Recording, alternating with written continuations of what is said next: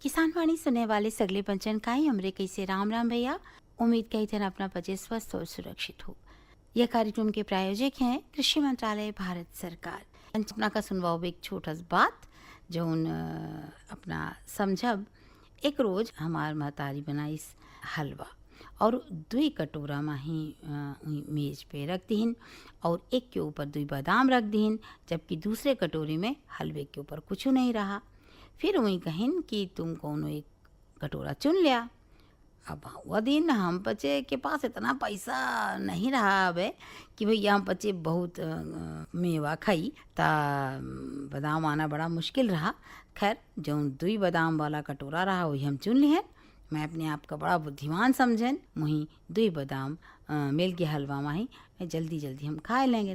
परंतु मेरे आश्चर्य का ठिकाना न रहा भैया जब मैं देखूं कि मोर पिताजी वाले कटोरी के नीचे 4 बादाम छिपे थे। बहुत पछतावे के साथ मैं अपने निर्णय में जल्दबाजी करने के लाने खुद का डांटे। हम कहन कि या कहा है मैं कहीं डालो। खैर हमारे पिताजी मुस्कुराइन और कहन कि मुझे यह याद रखने का चाहिए कि आपकी आंखें जो देखा थे वो हरदम सच नहीं हुई। और कहन कि यदि आप स्वार्थ की आदत को अपनी आदत बना लेते हैं तो आप जीत कर भी हार जाओ। अगले रोज फिर हमार महतारी बनाई हलवा, फिर 2 कटोरा पकाए और एक टेबल पर रख दीन और एक कटोरा के फिर ऊपर हलवा के ऊपर 2 बादाम और दूसरा कटोरा जिसके ऊपर कोनो बादाम नहीं था। फिर वही हमसे कहीं कि ले लिया। यह बार हमें कल के बात याद रही। हम सोचें कि यह ऊपर वाला बादाम देखें से समझें का नहीं आया, तो मैं बादाम नहीं रहा वह वाला मैं कटोरा ले ली हूँ। लेकिन मेरे आश्चर्य का ठिकाना न रहा, वह कटोरे में ही नीचे को बादाम नहीं रहा। फिर हमारे पिताजी देखिन मुस्कुराइन कहीं मेरे बच्चे अपना कहीं हमेशा अनुभवों पर भरोसा नहीं करने का चाहिए। कहे से कभी कभी जीवन आपको धोखा दे सकत है या आप पर चालें खेल सकत है। स्थितियों से कभी भी ज़्यादा परेशान या दुखी न होने के चाहिए, बस अनुभव को एक सबक के रूप में समझ। खैर तीसरे दिन मोर अम्मा फिर बनाई हलवा। हलवे के 2 कटोरे रखीन। पहले 2 दिन की तरह एक कटोरे के ऊपर 2 बादाम, दूसरे के ऊपर कोई बादाम नहीं। मुझे उस कटोरे को चुनने के लिए कहा गया जो मुझे चाहिए। लेकिन इस बार मैं अपने पिताजी से कहन कि पिताजी आप पहले चुनी, आप परिवार के मुखिया और आप परिवार में सबसे ज़्यादा योगदान देते हैं, आप मेरे लिए जो अच्छा होगा वही चुनेंगे। हमारे पिताजी खुश हो गए और उन्होंने शीर्ष पर 2 बादाम के साथ कटोरा चुना। लेकिन जैसा कि हम कटोरे के हलवे के एकदम नीचे 8 बादाम और मिले। मैं और पिताजी जो रहे हंसिन और आंखों से प्यार से देखत पे हमी कहिन कि तुम्हें याद रखें का होई कि जब तुम भगवान पर सब कुछ छोड़ देते हैं तो वह हमेशा तुम्हारे लाने सर्वोत्तम का चयन करेंगे। और जब दूसरों की भलाई के लिए हम बच्चे सोचब तो अच्छी चीज़ें स्वाभाविक रूप से अपना के साथ भी होती चली जाएंगी। कुल मिलाकर बड़ों का सम्मान करते हुए उन्हीं पहले मौका, उन्हीं पहला सम्मान, पहला स्थान उन्हीं देगा चाहिए। बड़ों का आदर सम्मान करब तो कभी भी अपना खाली हाथ न लौटब। अनुभव और दृष्टि का ज्ञान और विवेक के साथ सामंजस्य हो जाए भैया, बस यह सार्थक जीवन है। कुल मिलाकर ये छोटा सी बात से अपना बच्चे निश्चित रूप से एक सबक जरूर ली हो। और अब चला सुनवावा जाए बढ़िया हंस गान तान। भूल चूक पाँव तरे, भूल चूक पाँव तरे, दाब लियो हो लाला हर दौल बिनती, मान लियो हो लाला हर दौल बिनती। भूल चूक पाँव तरे, भूल चूक पाँव तरे, दाब लियो हो लाला हर दौल बिनती, मान लियो हो लाला।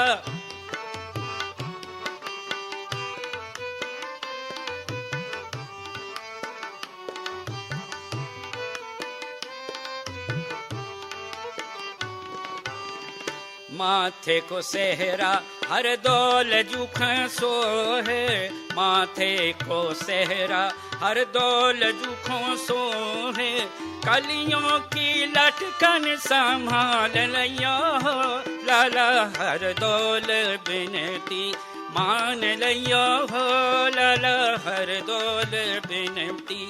भूल चूक पाँव तरें दाब लियो हो लाला हर दौल बिनती।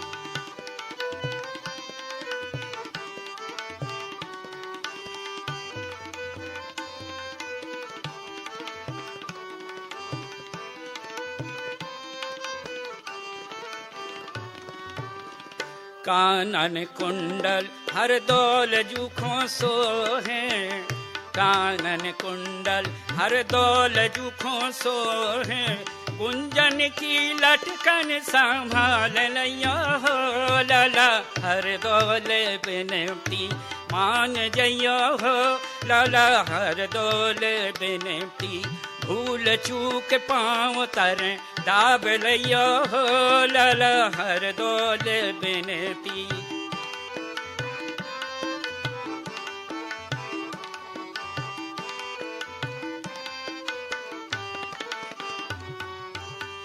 पान को बीड़ा हर दौल जुखें सोहे, पान को बीड़ा हर दौल जुखों सोहे, ओठों की चमकन संभाल लियो हो लाला हर दौल बिनती। मान लियो हो लाला हर दौल बिनती। भूल चूक पाँव तरें दाब लियो हो लाला हर दौल बिनती।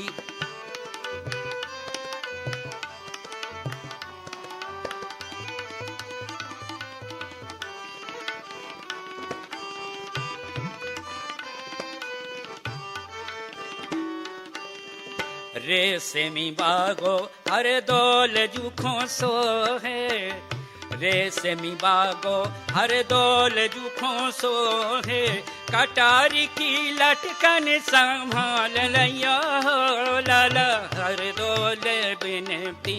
मान लियो हो लाला हर दौल बिनती। भूल चूक पाँव तरें दाब लियो हो लाला हर दौल बिनती।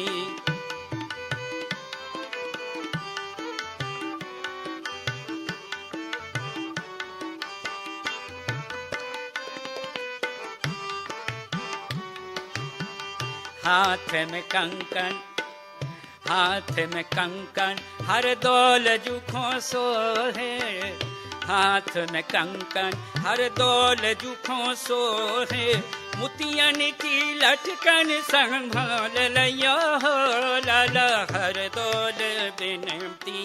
मान लियो हो लाला हर दौल बिनती। मान लियो हो लाला भूल चूक पाँव तरें, भूल चूक पाँव तरें दाब लियो हो लाला हर दौल बिनती। मान लियो हो लाला हर दौल बिनती। या बढ़िया गान तान के बाद अब अपना का सुनवाओ एक बढ़िया जानकारी। भैया देखा सीधी खेती कौन मेर से कीन जाए, यह बारे में ही एक बढ़िया जानकारी हमने पास है और बता रहे हैं हमारे भी के प्रजापति भैया। और देखा भैया यह बहुत अच्छी जानकारी है, इसे एक हम दुई भाग में ही करे हैं। तो चलिए आज अपना का सुनवाओ पहला भाग और दूसरा भाग हम अपना का सुनवाओ शनिवार का ही यानी परसों। तो चलिए सुना जाए यह बढ़िया जानकारी।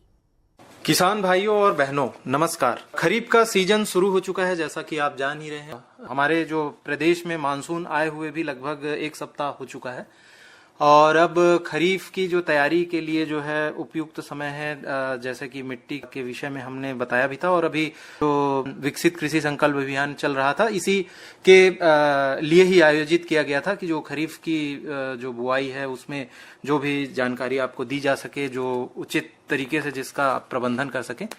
तो इसी दिशा में जो है हम आगे बढ़ते हैं और खरीफ में जो सबसे हमारी प्रमुख फसल है धान, उसकी जो प्रमुख विधियां हैं बुआई की, जिससे जो है हम ज्यादा से ज्यादा लाभ ले सकें। तो आज जो है हमारे बीच विशेषज्ञ आ चुके हैं स्टूडियो में और आज वो बताएंगे धान की बुआई का जो तरीका है, विधि है, उसका नाम है सीधी धान की बुआई। इस विधि के बारे में वो जानकारी देंगे हमें, और उसे संक्षेप में डीएसआर विधि भी कहा जाता है।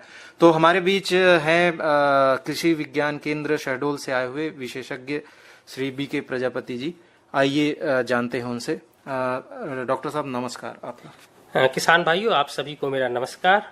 और जैसा आपने पूछा कि सीधी धान की बुआई, जिसे शॉर्ट में डीएसआर विधि बोला जाता है, वह क्या है, तो मैं आपको यह बताना चाहता हूं कि जैसे अभी रोपाई विधि में क्या होता है, किसान भाई जो है धान के लिए पहले नर्सरी तैयार करते हैं, रोपा तैयार करते हैं, 20-21 दिन तक उसका इंतजार करते हैं। उसके बाद खेत में जो है मचान, जिसको मचान करते हैं, मतलब कीचड़ मचाते हैं, जिससे खरपतवार जो है वो नष्ट हो जाए, दब जाए उसी के बीच। उसके बाद जो है रोपा लगाते हैं। परंतु ये सीधी धान की बुआई में जो है यह आपको बिल्कुल नर्सरी तैयार नहीं करना पड़ेगा, ना आपको खेत की मचाई करनी पड़ेगी, और सीधा जो है आपको, जैसे आप गेहूं चना जो है सीड ड्रिल मशीन में बुआई करते हैं, मतलब जिस प्रकार से आप अन्य फसलें जो है सूखी बुआई करते, वैसे ही आपको करना है। तो इस विधि को जो है हम लोग इसीलिए सीधी धान की बुआई कहते हैं। जैसे हमारे शहडोल में पहले प्राचीन समय से बुआर विधि जो बहुत प्रचलित है, जिसको खेत जुताई के बाद हम लोग छींट देते थे धान का बीज, और उसके बाद जैसे बारिश होती तो अंकुरण हो जाता था।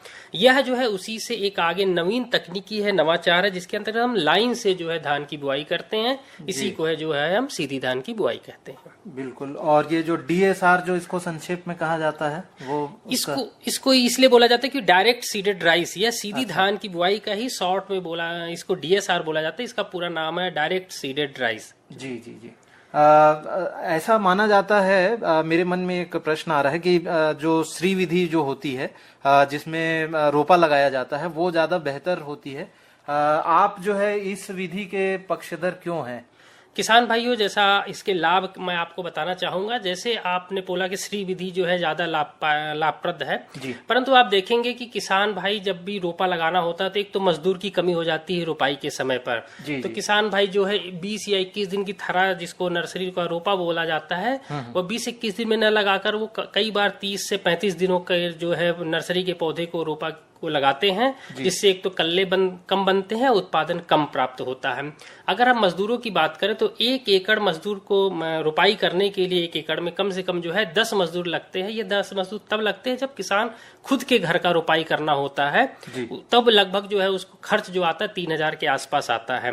अगर एक मजदूर की अगर हम रोजी मान ले प्रतिदिन 250 रुपए, तो 2500 रुपए, या 300 मानते हैं तो 3000 रुपए। अगर मजदूर जो है दूसरे के यहाँ रोपाई करने जाता है तो 1 एकड़ में जो है लगभग जो है 15 से 16 मजदूर लगते हैं। तो इस प्रकार आप देखोगे लागत जो है आपकी 3500 से जो है 4500 रुपए जो है केवल रोपाई में आपको लग जाता है। तो श्री विधि में ये आपको एक मजदूर की जरूरत नहीं पड़ रही है, और आपकी यहाँ पर जो है लागत जो है आपकी 4000 से 5000 रुपए ये बच रही है। उसके अलावा मैं बताऊं आपको, जैसे नर्सरी 20 से 21 दिन आपको तैयार करना पड़ता है पहले, तो आपको 2 बार जो है 1 हेक्टेयर, या हम 1 एकड़ के लिए बात करें तो 300 से 400 वर्ग मीटर का रकबा जो है जरूरत पड़ती है धान की नर्सरी की तैयार करने के लिए। उसके बाद उसमें आप कल्टीवेटर चलाएंगे, मजदूरों से मेड़ बनवाएंगे, उसकी सिंचाई करेंगे, तो कुछ नहीं तो इसमें भी आपको 1 से 1500 2000 रुपए का आपकी लागत आ जाती है। परंतु श्री विधि में आपको या कोई भी तकनीकी आपको मतलब नहीं अपनाना है, मतलब नर्सरी ही नहीं तैयार करनी है आपको, तो आपकी यह भी लागत बनी। तो आप देखेंगे कि 4500 में अगर आप इसको 2000 जोड़ लेते हैं तो लगभग आपका जो 6500 रुपए यहाँ पर आपको बच गया है। इसके बाद जो है आपकी फसल जो है 20 से 25 दिन पूर्ण पककर तैयार हो जा रही, 2 हफ्ते पहले तैयार हो जा रही। जब अक्टूबर का महीना होता है तो वहां आपकी फसल जो है 2 हफ्ते पहले तैयार होगी। उससे फायदा क्या होगी कि जो ठंडी की जो फसलें हमें बुआई करनी है, चाहे गेहूं है, चना, बिल्कुल गेहूं है, चना है, मटर है, मसूर है, तो आपको खेत तैयारी आप आसानी से कर लेंगे, आपको समय मिलेगा। उसके बाद जब आप गेहूं की बुआई करते तो आपकी जो मार्च में जो है, कई बार अभी 2-3 वर्षों से शहडोल जिले में देखा जा रहा है कि गेहूं की बुआई लेट होने के कारण हमारे किसान दिसंबर तक बुआई करते हैं। उससे नुकसान क्या होता है कि मार्च के महीने में जो है अचानक तापमान में वृद्धि हो जा रही है 10 से 15 मार्च तक, तो उस समय क्या होता है गेहूं में दाने भरने की व्यवस्था होती है। तापमान बढ़ने के कारण क्या होता है दाने पूर्ण रूप से भर नहीं पाते हैं। उसके कारण क्या होता है दाने जो है बिल्कुल छोटे हो जाते हैं, और वह जब मंडी में बेचने ले जाते हैं तो उनका वजन कम निकलता है, तो इससे किसान को नुकसान होता है। यह इसको बोला जाता है गेहूं में हीट स्ट्रेस, मतलब तनाव, गर्मी का तनाव हो जाता है। अगर किसान इसी को 20 से 25 दिन पहले सीधी धान की बुआई की बात करते तो वह जो है हीट स्ट्रेस का समय होता है जो होता है वो गेहूं के लिए बच जाता है, और गेहूं हमारी स्वस्थ और अच्छे दाने बनेंगे हमें, तो यह हमें लाभ प्राप्त होता है। उसके अलावा कई बार हमारे शहडोल जिले में, जैसा मैं आपको बताऊं, 1,45,000 हेक्टेयर भूमि पर जो है लाख हेक्टेयर भूमि पर जो है धान की बुआई होती है, लेकिन ठंडी में यही रकबा हमारा कम हो जाता है। तो किसान भाई जो उतेरा की फसल लगाना चाहते हैं, तो उतेरा की फसल के अंतर्गत जैसे हमारे अलसी बहुत ज्यादा प्रचलित है हमारे जिले में, देसी मटरी होती है। तो जब आपकी धान की फसल पकने वाली होती, 15 दिन पूर्ण जो है आप इन फसलों को खेत में डाल देते, तो भूमि में जो संरक्षित नमी होती वह पौधे को मिल जाएगा। तो हमें इससे अतिरिक्त आय भी प्राप्त होगी और अतिरिक्त जो है हमें खाने के लिए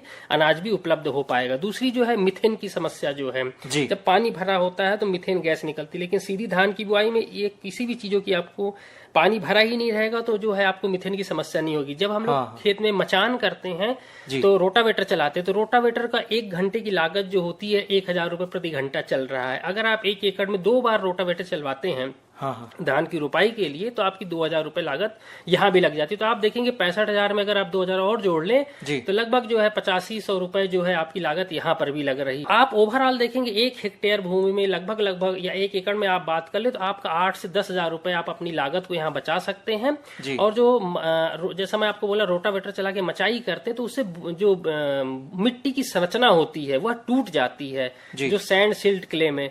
तो अगर आप सीधी धान की बुआई करते तो यह संरचना भी आपकी टूटेगी नहीं। उसके अलावा जो है 15 से 20% जो है आपका जल का संरक्षण हो जाता है, क्योंकि आप जब रोटावेटर चलाते हैं मचाई करने के लिए उसमें भी पानी लगता है, लेकिन वह चीज जो है सीधी धान की बुआई में करना ही नहीं पड़ता। तो आपका जो पानी की बचत है लगभग 15 से 20% भी बच जाती है। आपको फ्यूल जो होता है ट्रैक्टर चलाएंगे तो डीजल की लागत जो होती है वो भी आपकी बच जाएगी। तो ओवरऑल आप देखेंगे तो हमें 8 से 10,000 रुपए का जो है प्रति एकड़ बोल सकते हैं, तो हमें अतिरिक्त लाभ प्राप्त होता है। जी बिल्कुल। ये जो सीधी धान की बुआई जिसके ऊपर आज हम बात कर रहे हैं, तो अगर मोटे तौर पर अगर देखा जाए कि इसके लाभ क्या हैं, क्यों करें, तो आपने जो बताया है इसी में ही ये समाहित है। जैसे पहला तो आपने बताया कि लागत कम हो जाती है, खेत भी जो है तैयार रहेगा आगे आने वाली जो रबी फसल है उसके लिए। और जैसा हम देख रहे हैं कि जलवायु परिवर्तन होते जा रहा है, तो जो गर्मी है वो मार्च से शुरू हो जाती है, तो जो गेहूं की जो फसल है उसमें काफी असर पड़ेगा। इससे बचने के लिए ये सीधी बुआई जो है बहुत लाभप्रद हो सकती है। उसके अलावा मिट्टी और जल का संरक्षण भी होता है। और भी कोई ऐसे लाभ आपको याद आ रहे हैं कि जो किसान भाइयों को? जैसा मैं आपको बताया मिथेन गैस का इमिशन जो होता है, तो सीधी धान की बुआई में मिथेन गैस नहीं निकलता है आपका।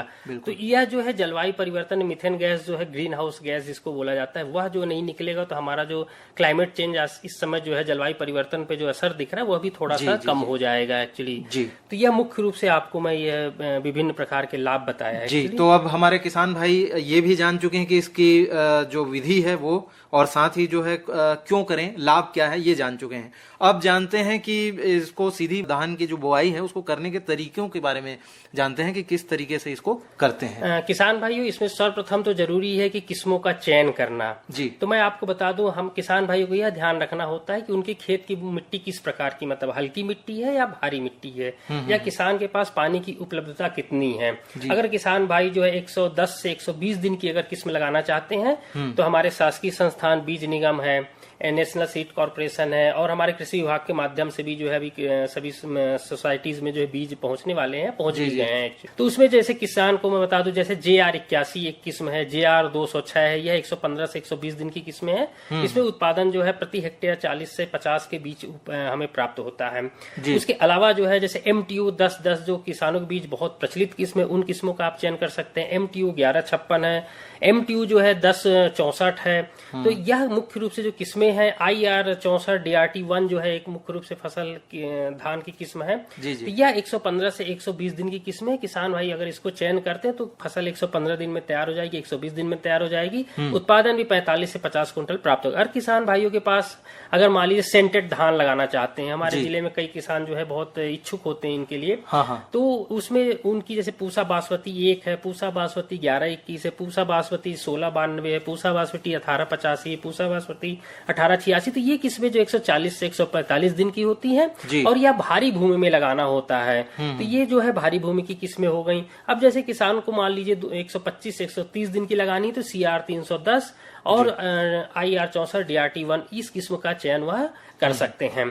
अब जो है किसानों को खेत की तैयारी, जैसा मैं आपको बता दूं, जैसे आप अन्य फसलों के लिए चाहे गेहूं, चना, मटर, मसूर, अलसी के लिए आप खेत की तैयारी करते, उसी प्रकार से जो है इस सीधी धान की बुआई के लिए 2 बार कल्टीवेटर चलाकर जो है खेत को पूरी तरीके से जो है आप जुताई कर लें, रोटावेटर चलाकर या आप एक पाटा पीछे लगाकर जो उसके ढेले होते हैं उसको फोड़ लें। उसके बाद इन जो किस्मों को मैं आपको बताया हूं, आप उनका चयन कर लें। चयन करने के बाद जो है आप बुआई के लिए है 2 मशीनें हमारे यहाँ जिले में उपलब्ध हैं। एक है मल्टी क्रॉप प्लांटर, मतलब इस मशीन के द्वारा कई फसलों की बुआई जो है आप कर सकते हैं। और दूसरी जो है सीड ड्रिल मशीन, जो बहुत ही पॉपुलर, हर किसान के पास उपलब्ध है, जिले में लगभग हर गांव में उपलब्ध है। तो इन मशीनों का आप किसान चयन कर सकते हैं अपने। उसके बाद आप जो है बीज का जो है आप बीज उपचार करिए। बीज उपचार करने के लिए जैसे आपको मैं बता दूं, अगर मान लीजिए आपके पास दीमक की अगर समस्या है तो उसके लिए जो है आप क्लोरपायरेफोस 2.5 ml मतलब मिलीलीटर आप दवा का उपयोग कर सकते हैं।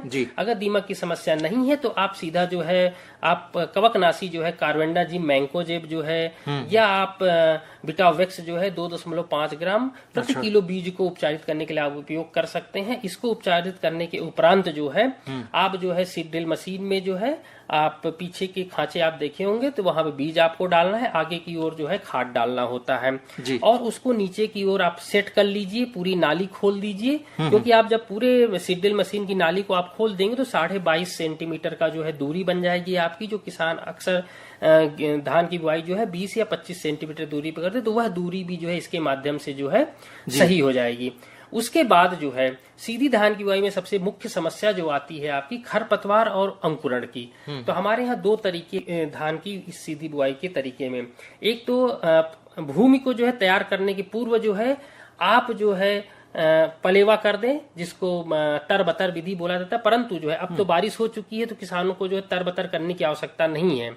दूसरा विधि होता है बुआई के बाद जो है स्प्रिंकलर के माध्यम से जो है सिंचाई करना। परंतु इस समय हमारे यहाँ ऐसी कोई अवस्था नहीं, बारिश हो चुकी, सभी के यहाँ खेत में नमी अच्छी है। किसान भाई इसको ट्रैक्टर में सीड ड्रिल मशीन को फंसाकर जो है 1 एकड़ के लिए बोला जाता है कि 10 से 12 किलो बीज जो है सीधी धान की बुआई के लिए उपयुक्त होता है। परंतु जो है हमारे जिले की मिट्टी चूंकि हल्की है, अगर हम 10 से 12 किलोग्राम बीज अगर लेते हैं तो उसमें कल्ले नहीं बन पाएंगे। तो किसान भाई 25 से 30 किलो जो है प्रति एकड़ जो है आप इस बीज का उपयोग करिए, जो चयनित किस्मों का। उसके बाद जो है आप सीड ड्रिल मशीन के द्वारा बुआई कर लीजिए। बुआई की तुरंत 3 दिनों के अंदर में, जैसे ही आप बुआई करते हैं 3 दिन के अंदर में जो है कोई भी एक खरपतवार नाशी प्री इमरजेंसी जिसको बोला जाता है पेंडामेथिलिन नामक दवा का आपको छिड़काव करना होता है। पेंडामेथिलिन जो है इसका उत्पाद जो है 1 एकड़ के लिए 1 लीटर का आता है। तो आप उसको सबसे आसान तरीका है कि आप 10 लोटा पानी में या 10 गिलास पानी में मिला लीजिए और 1-1 लोटा या 1-1 गिलास जो 1-1 टंकी में डालकर जो है आपको दवा का छिड़काव जो है आपको करना होता है। अच्छा, इस दवा का छिड़काव करते हुए पीछे की ओर चलना होता है। क्योंकि यह दवा जो है भूमि पर परत बनाती है। अगर आप आगे की ओर चलेंगे तो परत टूटेगी, तो वहां पे जो है खरपतवार उगने की संभावना बढ़ जाती है। और खरपतवार जो है आप देखेंगे सीधी धान की बुआई में कई तरीके के, सकरी पत्ती, चौड़ी पत्ती, सेजे, जैसे मुख्य रूप से मोथा हुआ, दूब घास हुई, सावा हुआ, ये बहुत अधिकतर देखने को आपको मिलेगा। किसानों को हमेशा सलाह दी जाती है ग्रीष्मकालीन गहरी जुताई करें, परंतु अगर किसान नहीं कर पाए हैं तो इस दवा का निश्चित रूप से छिड़काव करें। इसके अलावा भी जो है पायरेजोसल्फिरान नामक दवा आती है, आप उन दवाओं का उपयोग भी आप कर सकते हैं। यह खरपतवार जो है पौधे के साथ अगर आप नहीं इसका दवा का छिड़काव करेंगे तो ये पौधे के साथ उग जाएंगे हमारे धान के साथ, और यह जो है पोषक तत्व के लिए, हवा के लिए, पानी के लिए, रोशनी के लिए जो है पौधे के साथ प्रतिस्पर्धा करेंगे और जो है पौधे की बढ़वार को रोक देंगे। बहुत विस्तार से आपने जो है इस पद्धति, इस जो तरीके है सीधी धान की बुआई, उसकी विधि के बारे में बताया, उसके लाभ के बारे में हमने विस्तार से जाना और साथ ही उसके तरीके और पोषक तत्व प्रबंधन के बारे में भी जाना। और ये जो खरीफ की जो तैयारी है अभी बहुत ही महत्वपूर्ण समय है। ये जो इस बुआई से मुझे ऐसा लगता है कि अक्टूबर के अंतिम सप्ताह तक तो प्रोडक्शन जो है उत्पादन हमको मिल जाएगा। तो सीधी धान की बुआई के विषय में किसान भाइयों को ये जानकारी देने के लिए और साथ ही स्टूडियो में आकर बहुत ही विस्तार से इस विषय के बारे में जो है किसान भाइयों को समझाने के लिए आपका बहुत बहुत धन्यवाद। धन्यवाद किसान भाइयों, आपको भी धन्यवाद। तो सुनैन भैया, जो सुंदर जानकारी रही, उम्मीद के अपना का अच्छा लगा हुई। और अब बारी है गान तान की।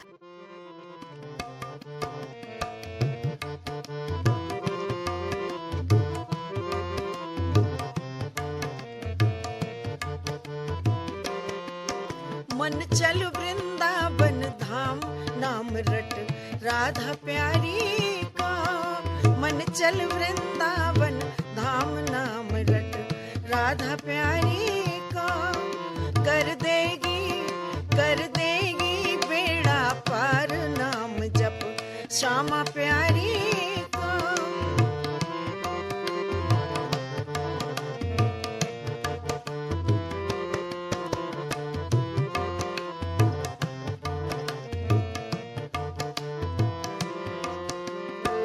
श्यामा श्याम सलोनी सूरत के दर्शन करके। श्यामा श्याम सलोनी सूरत के दर्शन करके। तेरे बिगड़े बन जाए काम नाम जप कुंज बिहारी का। तेरे बिगड़े बन जाए काम नाम जप कुंज बिहारी का। मन चल वृंदावन धाम नाम रट राधा प्यारी का।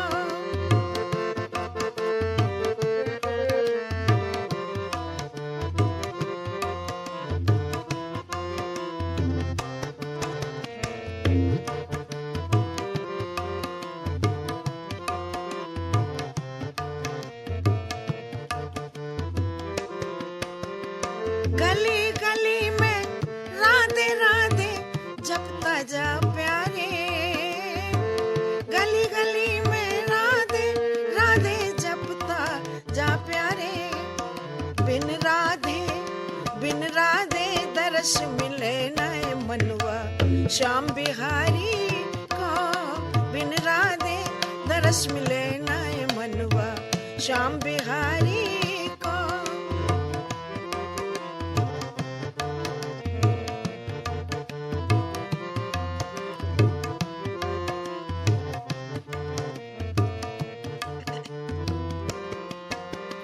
जन्म जन्म के पाप कटेंगे राधे राधे जप ले। जन्म जन्म के पाप कटेंगे राधे राधे जप ले। संतन संग आनंद मिले लूट रस रास बिहारी को। संतन संग आनंद मिले लूट रस रास बिहारी को। मन चल वृंदावन धाम नाम रट राधा प्यारी को।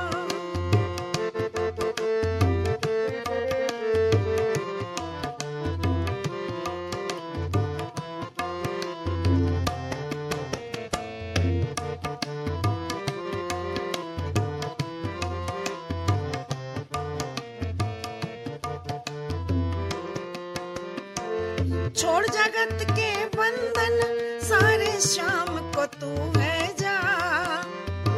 छोड़ जगत के बंधन सारे श्याम को तू है जा। तेरी बिगड़ी बन जाए बात नाम जप राधा प्यारी को। तेरी बिगड़ी बन जाए बात नाम जप राधा प्यारी को। मन चल वृंदावन धाम नाम रट राधा प्यारी को।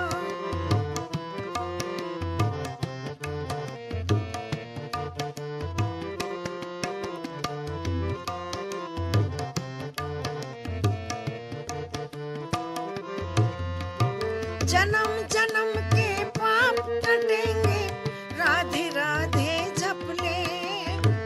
जन्म जन्म के पाप कटेंगे राधे राधे जप ले। संतन संग आनंद मिले लूट रस रास बिहारी को। मन चल वृंदावन धाम नाम रट राधा प्यारी को।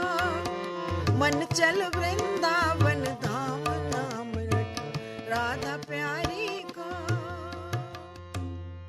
और अब समय बचा नहीं कि अपने से और बात कही करी और अब चला जाए और सगले पंचन से कीन जाए। जय जवान जय किसान।